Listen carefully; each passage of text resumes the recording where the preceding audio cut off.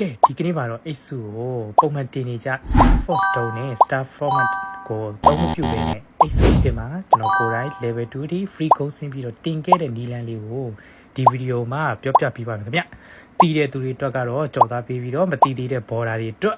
sharing တွေလုပ်ပေးပါမယ်ခင်ဗျာ။အကောင့်လေးကိုလည်း like share follow လေးနဲ့ကူညီပေးကြပါအောင်ခင်ဗျ။ကဲအားလုံးပဲ like ကြည့်ကြအောင်နော်။အောက်ဆုံးပါမှာ one shot တွေက X လေးကိုတစ်ချက်နှိပ်မယ်။ကိုတင်မဲ့ X ရဲ့ France font လေးကိုတစ်ချက်ထပ်နှိပ်မယ်။အဲဆိုလို့ရှိရင်ပြီးမှ upgrade pass ဆိုတဲ့ထဲကိုထပ်ဝင်မယ်။အဲမှာ collector တို့ဘာတို့ပါအမှယူလိုက်လို့ရှိရင်ဒီမှာသူ star သေးရောကြီးရောအကုန်ရမယ်ဗျာ။သူ့ရဲ့ mission လေးတွေဖြစ်ပြီးတော့ဒီမှာ complete ဖြစ်လို့ရှိရင် coin လေးတွေကိုယူပြီးတော့